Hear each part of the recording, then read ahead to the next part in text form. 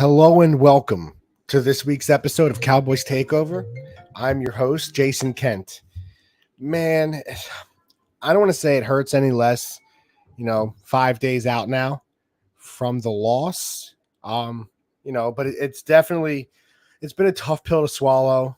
It was made a little bit easier by Monday night, with the Eagles going down. But we're here to kind of get our secondary thoughts, kind of go in, kind of how we're feeling about, a little less than a week out from this loss. So let's bring in my co-host, Mr. Aaron James. Aaron, how are we feeling today? How do you feel now? We're a few days out. It's not the instant reaction. Now they're a few days out. How are you feeling? How are you looking at it? I I am feeling a little bit better day by day, but when I see the NFL schedule this weekend, I'm just reminded that man, we're gonna have that feeling we're supposed to be playing this weekend, Yeah, man, it's tough. and it hurts Yeah, again. Yeah, it is, man. We should be playing.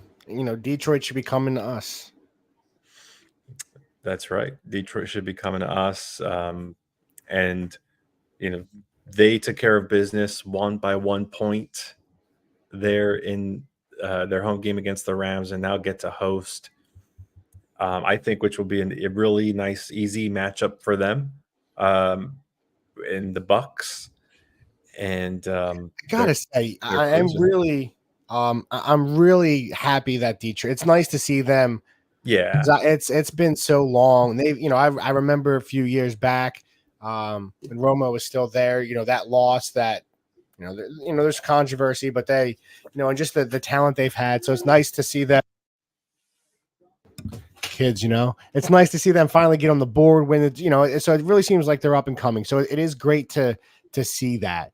But now that we're a little time out, taking back to the game, I know myself, I put 95, 100% of the blame on Dak. You were a little less, blaming defense and the head coach. Kind of 5 days out. Where do you sit? Have your thoughts changed at all? Shifting some blame around. Now that we're out, not that instant, just mad reaction. How do you see it? Where do you lie the blame at this point? at this point, I don't know if this will surprise you or not, but I'm at 70% Dan Quinn. Really? Yes. 70? Yeah, you can't give up 48 points at home. Well, let's say an interception for a touchdown. We have them at Let's take off 17. 7. Let's take off the interception that Dak threw at the, put him at the 20. So they only had 20 yards to go. Like, I can't put all the points on DQ. So then we're still at 34. Yeah. It's still a lot of points. Don't get me wrong. But and the average separation by the receivers, I think, was like 5 yards for the game.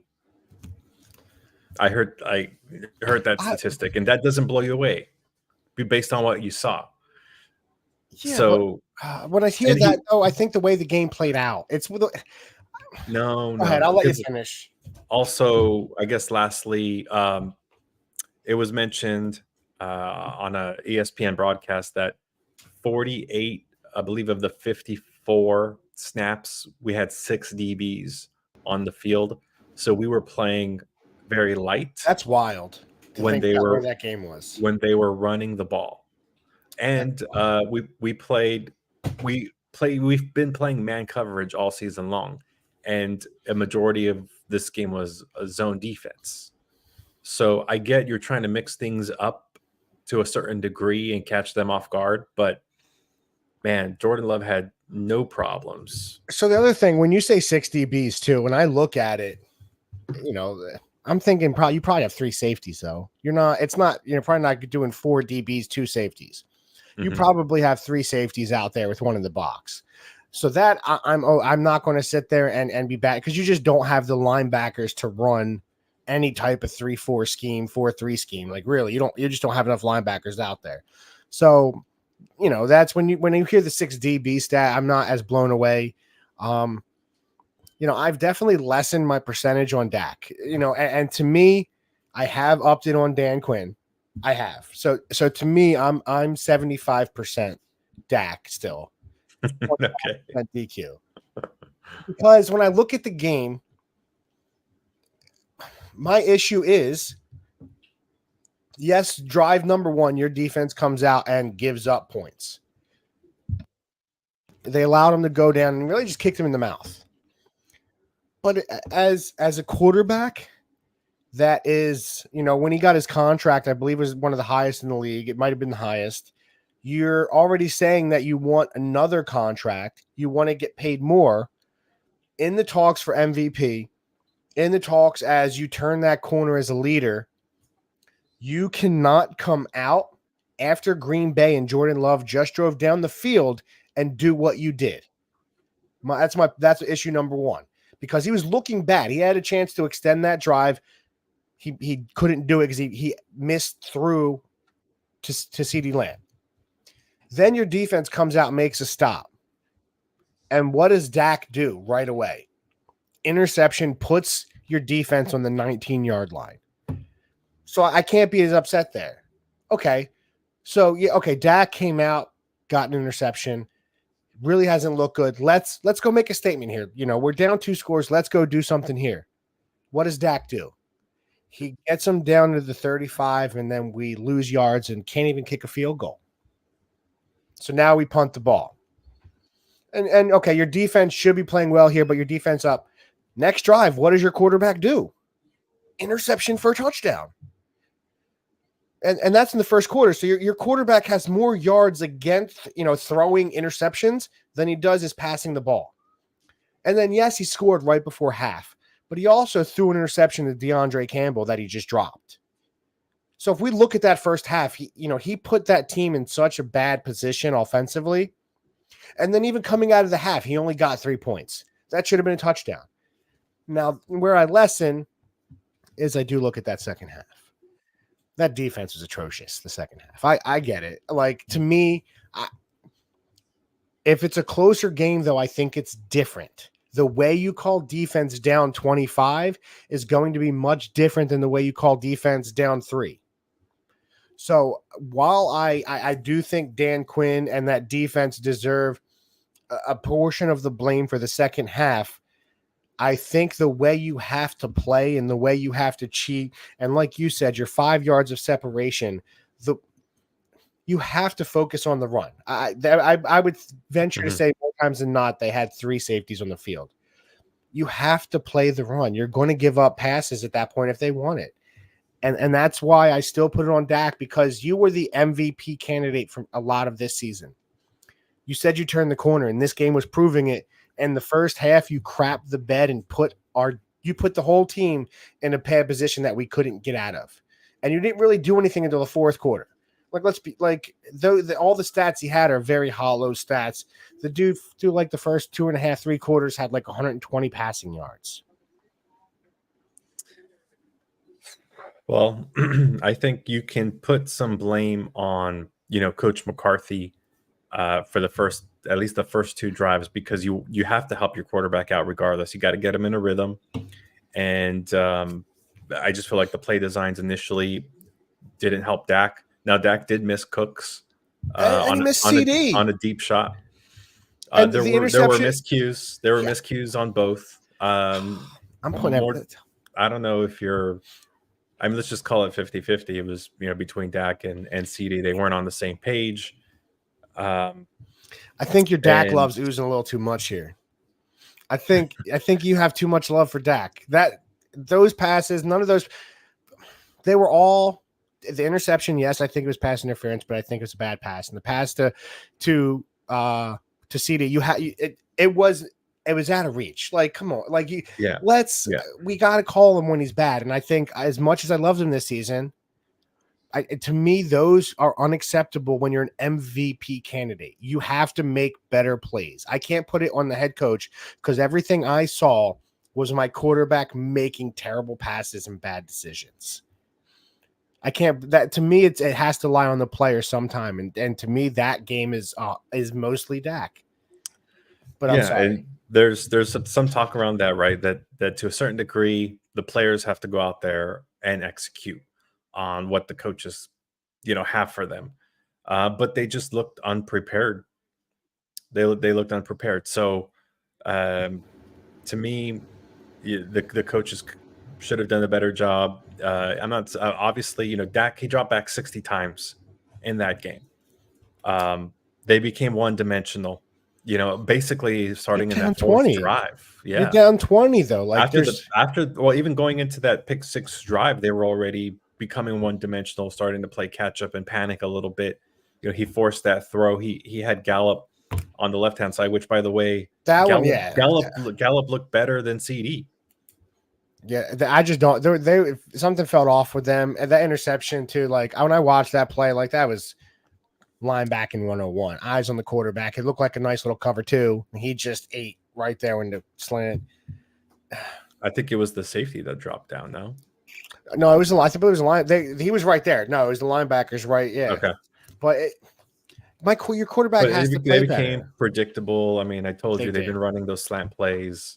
They run those slant plays all the time. And I was hopeful that that McCarthy was going to come in, that he was holding, a good playbook that he was kind of saving for the playoffs, because I just felt like we all knew we were a playoff team, and you just want to get your wins and not show too much on tape. And I was hopeful we were going to get a lot of creativity and really allow for Mike McCarthy to shine, and that didn't take place. But I guess I would have to go back to look at more of the tape, but I don't have the stomach for it to really look at the game. I don't even know if I ever will. Maybe until this time next year. Brock Purdy's trash. Just gonna say that. I got it. The question for 6.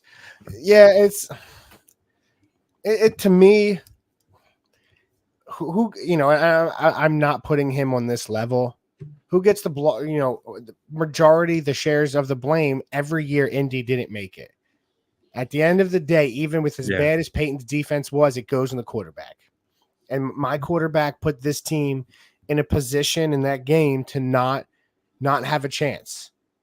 I get the defense. Could the defense have played better in that second half? Yes, they could. I expected them to shut him out. You expected the defense to shut him out in the second half? I didn't expect that. That defense, Jordan Love looked like a man possessed. And I said to you, like I thought to me, I was saying you had to beat Mike McCarthy. You had to beat San Fran in the NFC Championship game for McCarthy not to get fired. And they come out and to me, there was an issue. It looked like there was something going on between CD and Dak. I agree with you there. But with the way you needed to play this season, with the way you ended the last 2 seasons as a quarterback in Dak Prescott, you had to come out and play better. To me, and especially in a quarterback league, they give you so much room to do it. And Dak just did not perform up to expectations when the game was on the line. When the game was on the line early in that, when he needed to get it done, he didn't get it done. And I agree, the second half was atrocious by that defense. But you know what? I mean, it can also be argued that the team that showed up, we can't say that we haven't seen that version of our team before. 100%. We have, yeah. We Arizona. We've seen where our team, especially to start the game, the first quarter, lay a goose and not be able to find momentum. So I think there was just a common theme. I think we were pretty confident. We got the home game.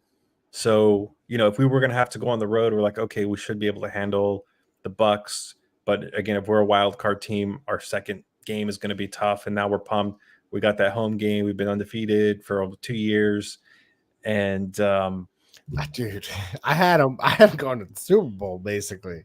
That's how confident I was with that. I had him, going. Just with how they played this season, all the blowouts at home this season, and just how dominant that offense was, and how great they looked, and how in rhythm, and how fast, it just didn't show up at all.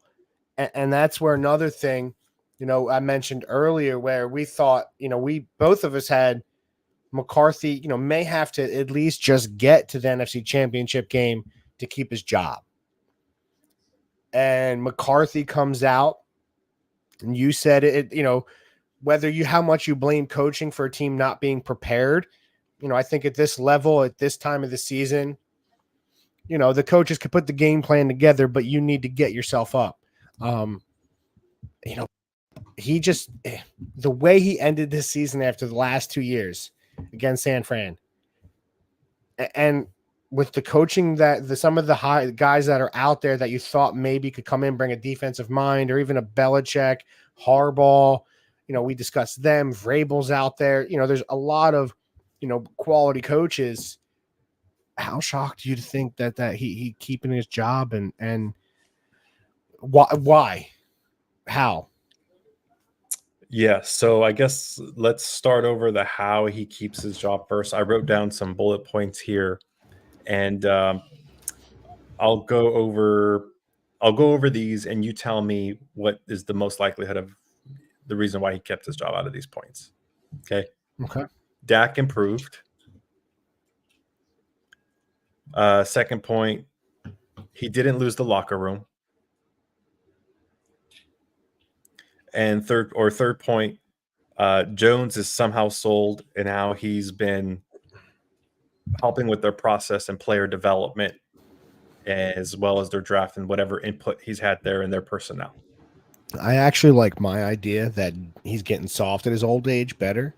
But if I had to pick, I do think the improvement of Dak, because that's something I think we both discussed with coming, and I get it really happened with the emergence of CD as well, but how good Dak looked and how much improved he looked, and I know, they say it sounds dumb, but fantasy stats do correlate to how you play, and Dak quarterback was one of the top fantasy quarterbacks, one of the top quarterbacks in the NFL when you look statistically.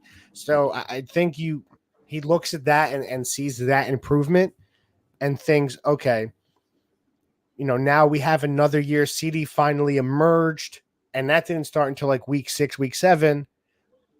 Imagine now you have that together for a full season, and now you get another year. You have a couple more weapons. I think the tight ends are starting to. Ferguson really started to show up. Maybe you give him that, but the issue is now, who do you go and get a defensive coordinator? Because you're pretty sure DQ will be out. But I just, even with the improvement of Dak, to me, it just wasn't enough. You can't lose like that at home after the way, because I blame, to me, the last 2 years are 50-50 Dak McCarthy. I think was bad. Terrible play calling, terrible by Dak, because you're a seasoned quarterback. You should know better. And to me, if you're saying he didn't lose the locker room, but you can't get your guys, but you're saying he didn't have him prepared for that playoff game, how much of the locker room can you really have if you can't get your guys up to go play? How are you dealing with the pressure as a head coach with your players and getting them in the right frame of mind when they come out and look like that? So to me, I don't know if he has the, because I don't know if he does. And I just don't know if they respond well to him. I think it's a very good team. This is a team right now that is a great team that I don't want to say doesn't need it, but like, I think any head coach can come in here and win with the talent they have. It's going to be those good coaches that take them to that next level. And McCarthy's not that. And he's proven that the last 3 seasons. And I just don't understand what the Joneses see in it to not get rid of it. Because it's not like he has 4 years left and you have to give him everything. He's on the last year of his contract now. Just, there's no reason to let him play it out. He can't do it. I really was thinking earlier today, and I think I've made up my mind that I feel Jason Garrett got more out of our talent than what McCarthy's been able to do. I would agree with that statement. I agree with that. That's saying something. I think Garrett was strapped with some, just not, I want to say because he had talent, but he was strapped with some bad offensive lines and some bad defenses. Mm-hmm. And he was strapped. He had a great quarterback that just didn't have the full complement of like man, I would love to see an 09 Romo on this team. That's an easy win. You get Yeah. Romo and that like so Yeah. I think to me it's Dak. And It, the big thing for me coming into this season, being a Dak believer, is that he was turning that in a lot of cases magical number 30 years old.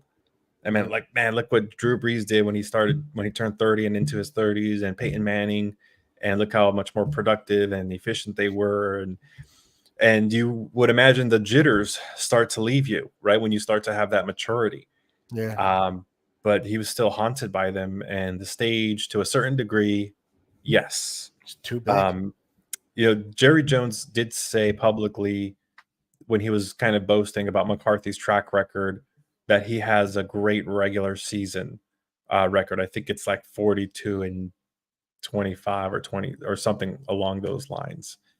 And at this point, as fans, I'm like, we gotta, as fans, Who we cares what the we regular should season is? not only that, but we should stop as fans buying merchandise until this team gives us something to root for. Listen, I'm bad. I just don't because Jerry's never been a guy that's shy to get rid of you or fire you or cut you or do what he wants.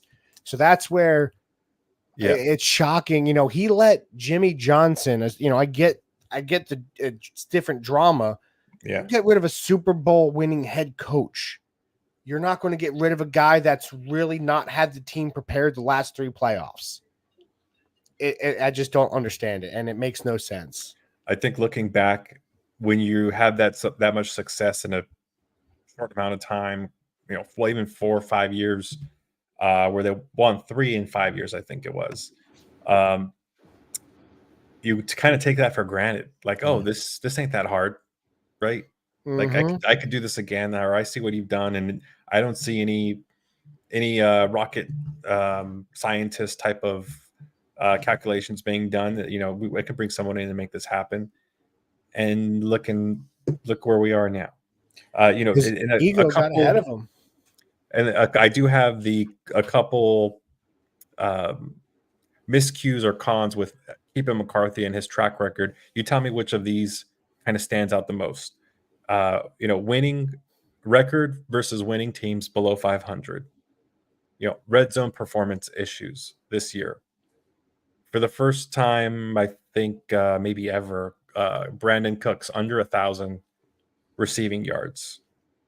Penalties and scheme predictability. And then what I mentioned before in comparison with Jason Garrett, underperformed with the talent we have. So to me, there's 2 that majorly stand out. I think the penalties over the last few years, that's yes, players, but to me, it's a culture, it's an organization thing. You're not doing the right things to have them prepared, and the record against winning teams. To me, I think those are the 2 biggest things. And I actually think they correlate to one another with the amount of penalty. Against a bad team, Dallas is talented enough to overcome that. Against good teams, they're not coached well enough to be able to overcome those penalties against the better teams. So I think to me, that's the huge correlation. I think that's to me really been my biggest knock on this guy since he's been here. You hate the penalties. That's just so annoying. Feel like they've lost us a lot of games, and he just underperforms against teams that you feel like you're here and here with. He just never, I feel like he never comes out on top on them. They beat Detroit because of a fluke. That was, I think, their only win against a team with a winning record this season, and it was really a fluky win. So, yeah, those stand out heavily to me.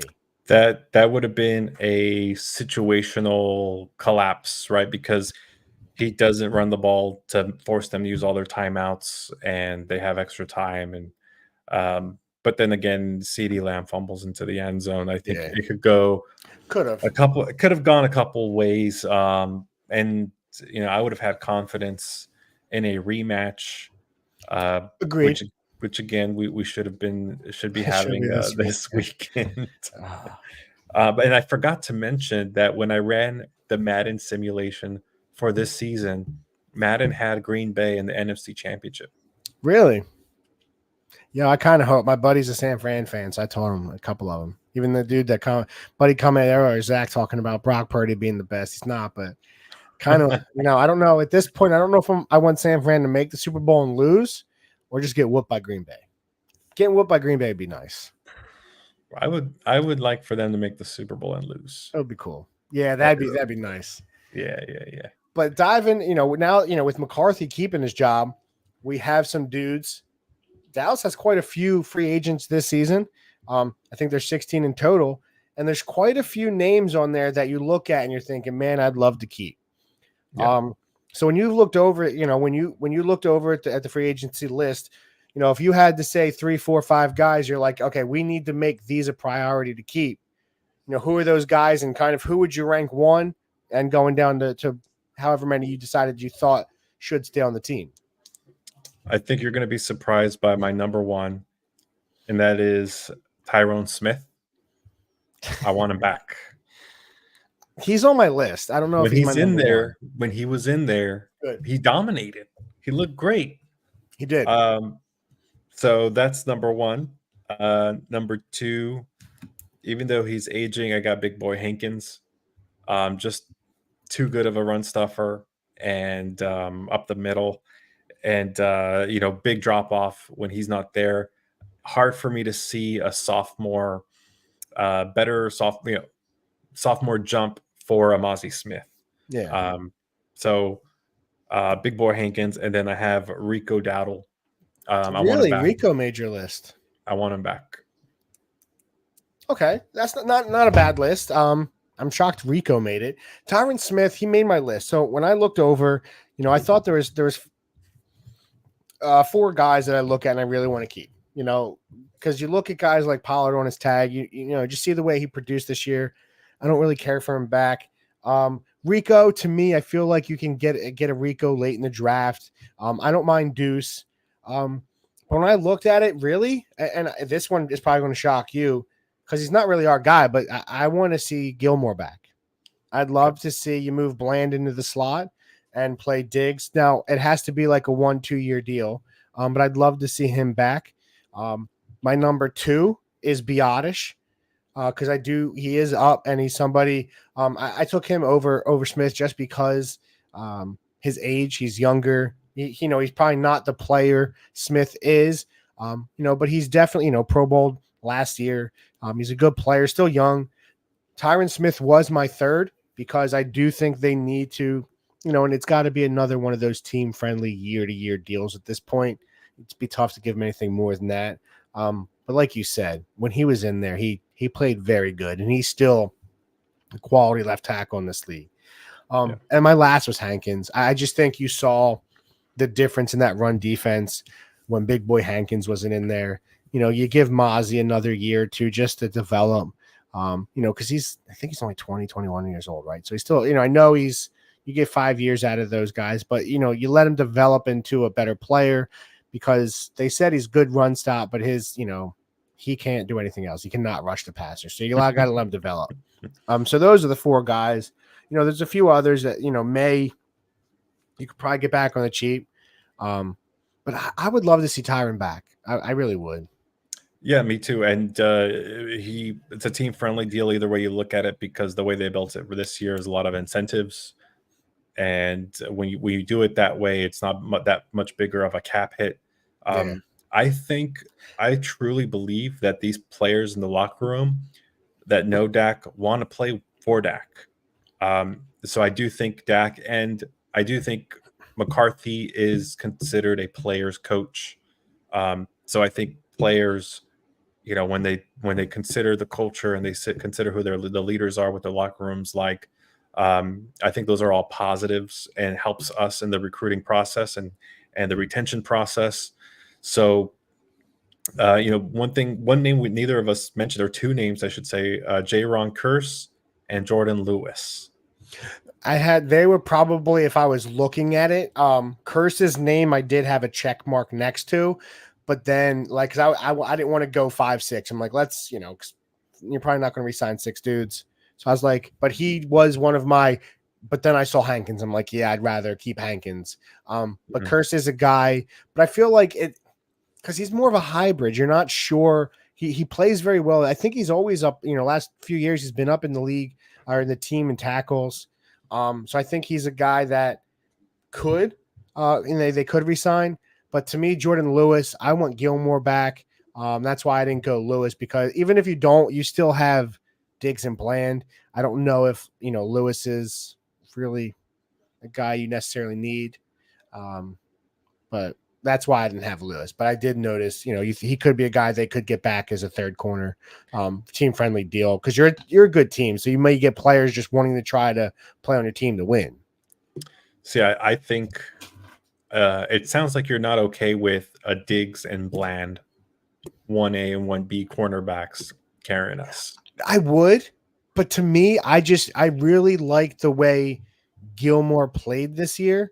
I think he was very underrated, and I think having those two on the outside and putting Bland back in the slot helps your defense that much more. The only thing, now it depends. Like, if you're saying I want Gilmore or a linebacker, I think you have to, you got to make those concessions. I think that's going to be the case. I think the team's greatest need this offseason needs to be, they need a middle linebacker or a couple. They mean more than one, I feel like, at this point. You hope your rookie from this year is back, but they really desperately, and I think that showed in the games where we've lost, we've been run over a lot, and it's looked bad. Do you think so? What do you Damon Clark, our middle linebacker? I think he led the team in tackles. I think it was. I like the kid that they drafted. I forget Weatherspoon. Overshown. There we go. Yeah, I do want to see, because he looked promising, but a smaller dude. But they need. I don't know. They want a middle linebacker. I want a thumper. You need to get somebody in that.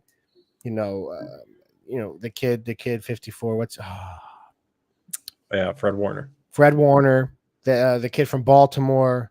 Roquan Smith. Roquan Smith. That's the type of linebacker we need. You need to, the guy that's one of those dudes. I know there's not a lot of them, but there's enough out there where you can get one.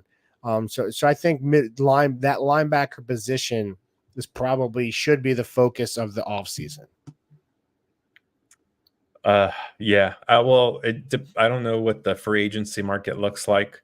I'm reminded of the 90s when you had Ken Norton Jr. and Charles Haley going, them both playing for the Cowboys and Niners. That was fun times. So maybe there's a circumstance where that happens again, and we get Fred Warner. Fred Warner is what you're saying?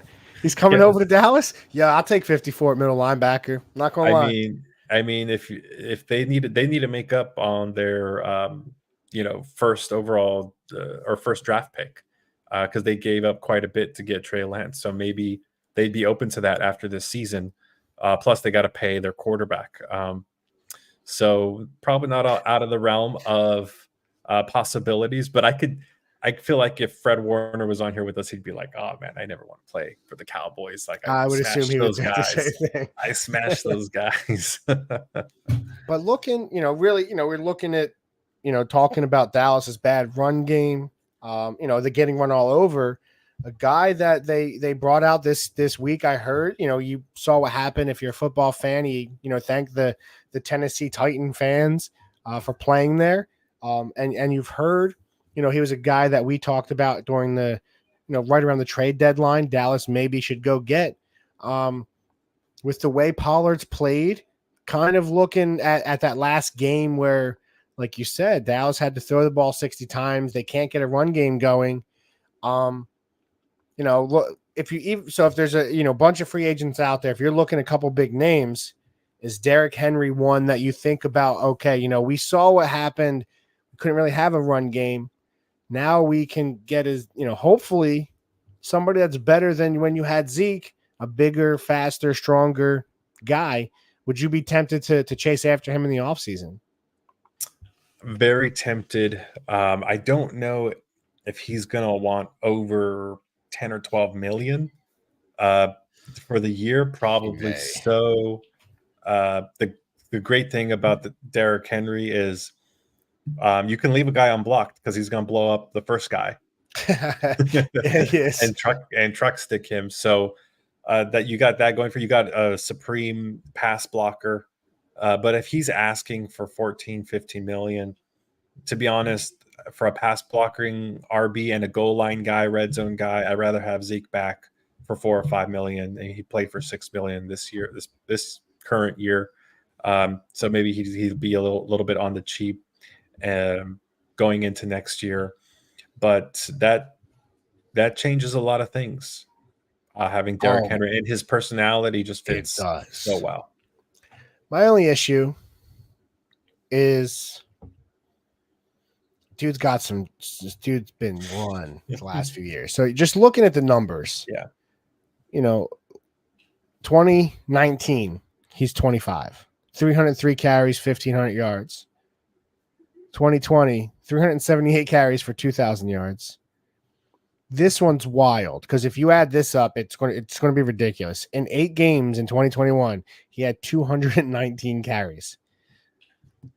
So you just double that. That's 400 carries, 430 plus. Last year, 2022, 349 for 15. Then this year, he led the league again. Significant drop off, 280 carries. So there is a significant drop off in total touches. But when you look really outside of that 2019 and 2020 season, last 3 years, he's sitting right at, 4.2, 4.3, 4.4 yards a carry. So it's not like he's been at 5 and then just dropped this season. So I would be okay if you could get a friendlier deal. If he's going to want 15, 17, like Christian, 17 million, Christian McCaffrey money, I can't do it. You can 12, 13, 14. Saquon's getting 12, but I would like an incentive. I would like to, if he starts to get hurt, I'd like some opt out or something there or so, but man, you'd have to think about it. Because could you imagine that guy behind this team, and now you have Dak throwing to CD still? Now we're talking. Do you think Pollard gets a multi-year deal with another team? How do you think it shakes out for him? I don't want him back, but I do think he gets I do think he gets a multi-year deal. Yeah, I think somebody signs him. He's going to be 27. Give him a 3-4 year deal. It's not. I don't think it's gonna be huge money, but you could give that guy, because I do think he's going to be that third down back. I think teams saw, yes, he averaged, I think, around 4 yards a carry, but I think he's very more productive, and he's shown to be more productive and more explosive as your secondary guy. Mm-hmm, so I think he could be, a third down pass catching back and, get a multi-year deal. Well, speaking of running backs, Miami Dolphins are pretty deep with running backs. Yeah, they are. So if you get find a way to get A-Chain, man. He was on my fantasy. He's hurt too much. I feel like the problem is those guys, those dudes are perfect for that team because every time one goes down, the other one's coming back from injury. So it's okay. Like that's why they carry 5 of them. But I think you gotta look in the running back market. We'll have to do some homework. Find someone that's like in the last year of their rookie contract and that can just come in and blow it up like a DeMarco Murray type of year. For 2 years. I mean, you mentioned the thing with Derrick Henry is he has a lot of wear and tear. That's why I didn't pick him up in fantasy. And if you bring him in, you're going to have to be strategically like hold back carries, and because we're bringing him in for December, January. Yeah, no, he's definitely a guy early in the season. He's probably only getting 15 carries. You're going to have to tell him, listen.